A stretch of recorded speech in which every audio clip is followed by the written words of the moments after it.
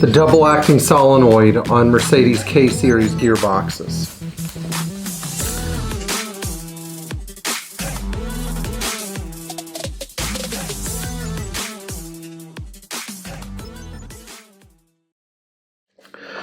I happen to have a treat for you guys. It's a little bit of an obscure discussion, but today we're going to talk about this guy, the double acting solenoid on Mercedes K4A025 and Mercedes K4A040 transmissions. Now, which transmissions are these?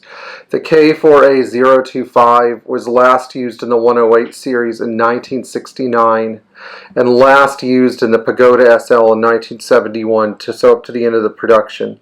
This is a 16-bolt, stubby-looking 4-speed automatic that Mercedes designed and developed in 1960 for use in the 300 SE, 220S, 220 SE, and then eventually the 190 and 200 in their diesel variants. So this transmission depends largely on this double acting solenoid to upshift and downshift smoothly and to control what's called its modulating pressure, which is the pressure that controls when the transmission shifts. And occasionally these solenoids freeze, so we're going to talk about what to do when these freeze. Now, you have two options when you're dealing with your double acting solenoid. The first option is to remove the double acting solenoid through a hatch located in the transmission cover. If you pull your tunnel carpet and pull your heater valve, your heater ducts, you'll see a trapdoor that's held in with 4 8mm screws, and you can actually get this thing off of the top of the transmission using that duct. However, if you run into a circumstance where you don't have the time or the ability to access the duct, you can actually remove the end of the double acting solenoid while it is in the car through an access hatch in the right side of the transmission tunnel. And so I would like to show that to you guys at some point. That is where the adjustments of the modulating pressure rod are carried out, but what we need to do right now is we need to study this thing and see how the double acting solenoid is repairable and where the access point is to repair it in case it seizes. So a seized double acting solenoid can occur on just about any Mercedes. And usually if they sit, this is what it happens. When you step on the accelerator, this rod, this little arm should move towards the front of the car. When you take your foot off the accelerator with the ignition on, the little arm should move back to the closed position all the way to the rear of the car. And then when you press the accelerator down to the floor, as in you're kicking down the transmission, this arm should move all the way against this end piece right here. So we're going to take these old screws off.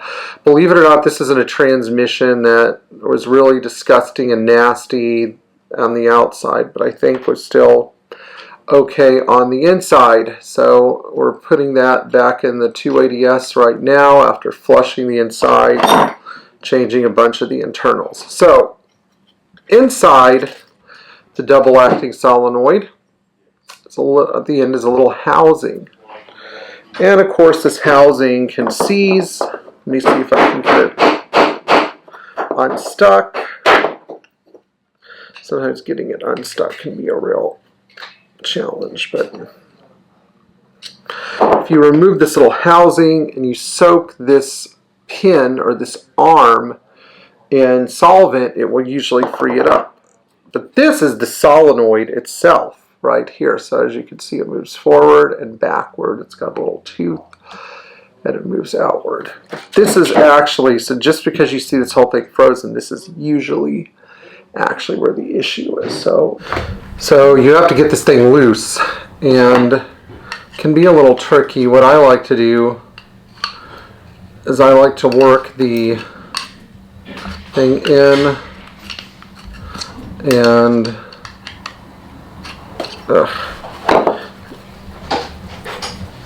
in and out.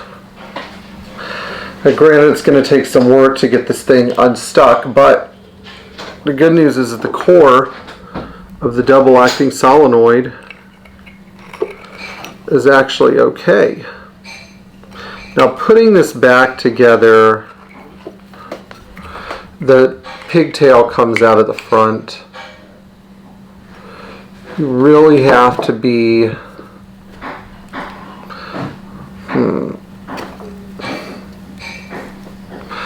you want to get this thing all the way in so that you can go through and hook, and then see, this is all the way out, this is all the way out, and then what I'm going to do, because this thing's not fully unseized yet. And I'm pretty much following your hands, that's why Okay, cool.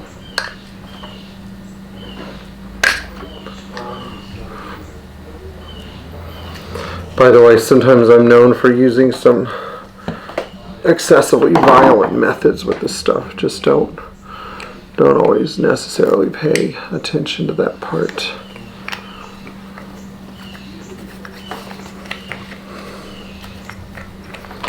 What I need this to do, though, is I need this to move all the way out so that I can bolt these together. So that's not a perfect double acting solenoid, but one of these days, if I need one, I will probably be able to save this one, clean it up, put 2 new screws in, fix the wiring pigtail, and then have a functioning double acting solenoid again. Now, the other thing at the double acting solenoid is that there's a switch on the throttle body, and this switch controls the kickdown. It's got 2 electrical leads. It's a brown Bakelite switch. You need to make sure that when the throttle is closed and the ignition is on, power is flowing through this switch, or you will get a very rough downshift. This often happens on 280 SLs and similar cars when people adjust the air conditioning or the idle solenoid. And what happens is the throttle sticks out too far, the air inlet sticks out too far, the throttle switch doesn't close, and you get the characteristic rough downshift. Anyway, if you enjoyed this video, please like, share, and subscribe, and please tap the bell for notifications so that you can know when our next video is coming out. And if you enjoyed what you saw or you learned something from it, leave a comment below letting us know that this kind of content was informative. Again, this video may not necessarily be for everybody, but it does demonstrate a couple of things. It demonstrates that Mercedes engineering from the 1960s was actually pretty repairable. I mean, a lot of people might see this old double-acting solenoid and pitch it in the trash, but I actually think that it could be repaired, sandblasted, reused, and repaired for another day in case I got a car where the solenoid was missing or burned up or whatever. You know, this is why I tell people putting that LS small block in a 250S isn't always the best idea, because what you're doing is you're pitching, you know, decades of excellent engineering that won't be repeated. So I just want you guys to think about that first. So anyway, enjoy working on your own Mercedes Benz, and remember, there's not a problem that you can't solve with some hard work and some determination.